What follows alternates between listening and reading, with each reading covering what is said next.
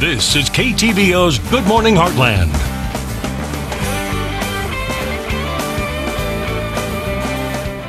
And welcome back. School is right around the corner, and why not skip the same old sandwiches and upgrade to some outside the lunchbox surprises?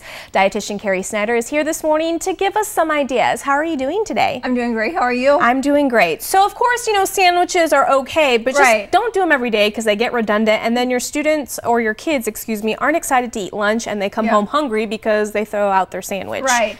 So I tell parents to sit down with kids and get an idea of a variety of different things that they like. Have a go-to list. Also something I tell parents to really focus on trying to make a quarter of that lunch come from some sort of protein, a quarter from whole grains, a quarter from some sort of veggie and fruit. So that can also, using that as a rule of thumb, can make it give you some different variety of things to try. And anything as simple as like here in front of you, I have like a whole wheat banana pancake that I sliced up that they can use with, you know, peanut butter or a nut butter. So making some muffins on weekends, pancakes on weekends, something that's easy to maybe thaw out and for them to be able to take with them is a great option. I actually have noticed that you say that. I've noticed a lot of parents are getting ready for back to school, and they have started, you know, making like the frozen burritos and stuff, so that way the morning of they can just thaw it out and good to go. Yes, good to go. Another thing that works well for kids, and they usually don't mind it cold, is just making like a cheese quesadilla. That's something you can take with maybe a little bit of sour cream for them to dip in, or a little bit of salsa or some guacamole, something like that, because kids do like to dip their foods in different things. So that's something different to try besides the same old sandwich. Or we have here just kind of a pinwheel using a tortilla. This has turkey and then a mozzarella stick right in the center, and then just, you know, just slicing it up. And then you could just use them as little bites. Or using something similar and using peanut butter and a banana and slicing that up. And that peanut butter can be that source of protein for kids if they're not big on meat eaters. But also making sure, you know, they can do something sweet. So doing some sort of nuts, like we have cashews with some little chocolate chips there, some blueberries. And then some also cucumbers. But if your child really likes to dip their vegetables in something, just send a little container like this with them, maybe about a tablespoon of maybe ranch or something that they really like to dip it in, that encourages them to eat it. If you find your kid bringing food home, if you especially are trying new things with them, try it at home first before you send them to school with it, because you don't want them to end up not liking it and not eat, and then not have energy and not be full the rest of the afternoon. So that's really important. But like here we have, it's just a little mini bagel with peanut butter and banana on it. So making a little peanut butter banana sandwich. But you can make a little sandwich on there with meat or in veggies and things like that. But just, I do encourage people to figure out, okay, what are those lists of veggies that they like? What are those lists of fruits that your kids like? And, you know, go on the internet. There are so many ideas on there.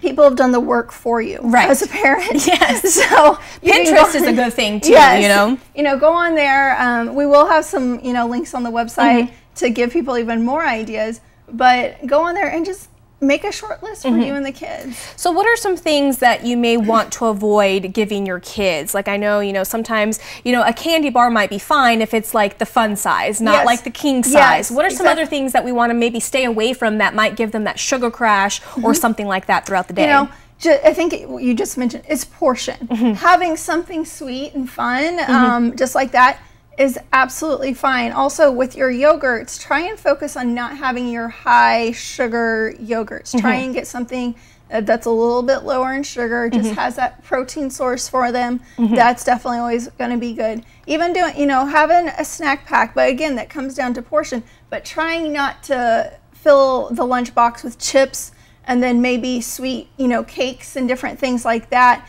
because those types of foods just don't last with us very long. We digest them really easily, and the kid, that's why we want the higher fiber foods. We want to have those proteins, different things like that. It's just going to stay with them throughout the day. And that way they don't come home and straight to the kitchen because they're so hungry. Yeah, and it is okay for them to have that snack in the afternoon, but hopefully they've made it through the school day feeling good. Right. You know? And I like that you mentioned make a list and then kind of just alternate through that list. You know, have your 5 sets of veggies and your 5 sets of, you know, maybe even not just turkey, but ham or something like that. And kind of just alternate so every day it's different. So it's not always the peanut butter and jelly sandwich, or unless that's what your kids like. Trust me, I can eat it every day. But you know, that way they get excited about their lunch. And have them help you in the kitchen. Have them make their lunch the night before. Get them involved with actually creating it and putting it together. That's great skills for them to develop themselves, and it's their responsibility. And we also find that kids are more likely to eat their foods when they've been involved with it. Okay, fantastic. So what we'll do is, you mentioned that we do have some links that we'll provide on our website. We'll post everything on KTVO.com. We'll link up Carrie's information with North Missouri Health Council as well. She is an outpatient dietitian as well as the diabetes coordinator. Anything else you'd like to add? No, definitely, you know, go to the Facebook, go to the website we're going to list today. And like I said, the work has been done for parents. Go on the internet. There's lots of ideas out there to keep you from getting into a rut. You just gave me some ideas to bring stuff into work too, so thank you. You're welcome. And we'll be right back.